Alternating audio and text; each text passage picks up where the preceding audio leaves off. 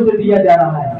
जिस मनुष्य में चरित्र का फल आ जाता है वो कमजोर व्यक्ति भी बलवान बन जाता है, और जिसमें चरित्रहीनता आ जाता है वो बलवान भी कमजोर बन जाता है। मोदी जी को देख लो, नरेंद्र मोदी जी को, चाय बेचने वाले के लोग, लेकिन उसके चरित्र में बल आया, सुसंस्कारी बना, तो सारी दुनिया उसका लोहा कर रहे हैं। इसको ऊंचा उठाने वाला क्या है?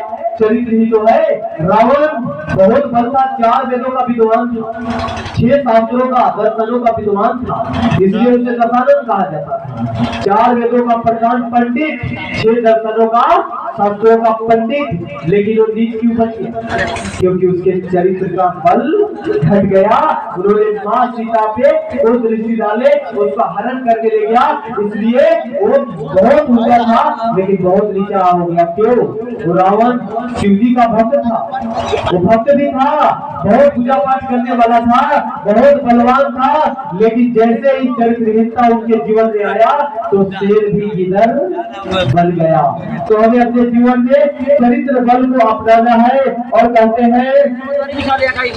देखो जी, चरित्र का कितना महत्व होता है। छोटी छोटी बातों पे ध्यान नहीं देते हैं, छोटी छोटी बातों पे हम ध्यान नहीं देते हैं। इसका मतलब कि हम ये छोटी छोटी बातें ही ऊंचा उठाता है और नीचा गिराते। एक जहाज है, उस जहाज में एक छोटा सा छिद्र हो जाता है तो क्या करेंगे? जहाज को डुबो देंगे। उसी तरह हमारे जीवन में चरित्रहीनता रूपी एक छोटा सा छिद्र आ जाएंगे तो हमारे जीवन को डुबो देंगे, हमारे जीवन नैया को पार नहीं लगाने देंगे। तो हमें अपने जीवन में छोटी सी चरित्र को अपनाना है। इसीलिए कहते हैं छोटी छोटी बातें मगर मोटी मोटी बातें। और छोटी छोटी बातें पे हम ध्यान नहीं देते हैं। आंखों में कंकर आ जाए आगे चलने देंगे, जूते में छोटा सा कंकर आ जाए आगे बढ़ने देंगे। उसी तरह हमारे जीवन में चरित्रहीनता का छोटा सा भी एक अंश आ जाए तो हमें आगे बढ़ने नहीं देंगे, हम आगे बढ़ जाएंगे। पर याद रखना, खुद के नजर में और ईश्वर की नजर में कभी भी आगे नहीं बढ़ पाओगे। आगे वही बढ़ता है जो ईश्वर के नजर में और खुद के नजर में अच्छा बन जाता है। नहीं तो दुनिया क्या है? ये तो दुनिया ये है जो रावण को भी पूछ रहा है और राम को भी पूछ रहा है। वहाँ राम राम करेगा तो वहाँ जाके फिर रावण रावण करेगा जो राम राम किया था।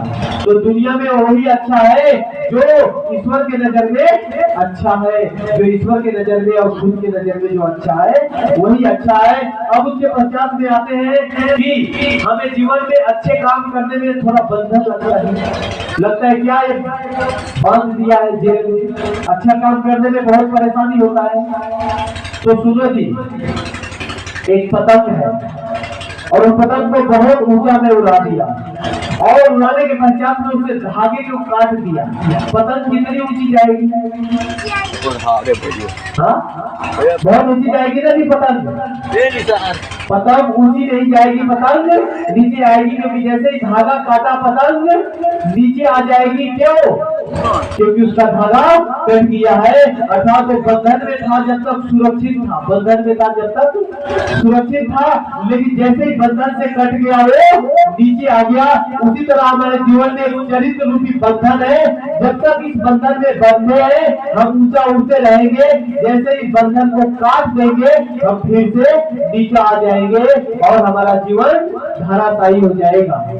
तो कहने का मतलब है हर कार्य में बंधन होता है। आप रोड पे जाओ तो उसमें भी अनुशासन है, आप विद्यालय में जाओ वहाँ भी अनुशासन है, आप यात्रा करने जाओ वहाँ भी अनुशासन है, हॉस्पिटल में जाओ वहाँ भी नियम है। तो हमारे जीवन में भी ईश्वर ने एक नियम दिया है, वो है चरित्र रूपी बंधन। इस बंधन के धागे को कभी भी काटना नहीं है। लेकिन दुर्भाग्य की बात है आज इसी बंधन को काटा जा रहा है और समाज इसे देख रहा है और देख देख कर नाच रहा है, हंस रहा है, गा रहा है और कह रहा है हम श्री राम के संतान हैं, हम और कह रहे हैं हम सीता के संतान हैं, हमारे पूर्वज राम है, हमारे पूर्वज कृष्ण है, आपका पूर्वज।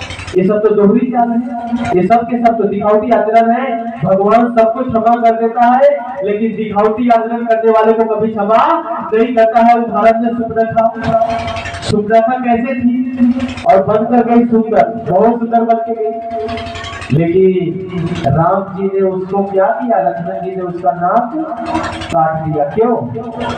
क्योंकि वो थी कुछ और बन कर आई थी कुछ और। तो इसी तरह और उदाहरण सुन लो खुद ना।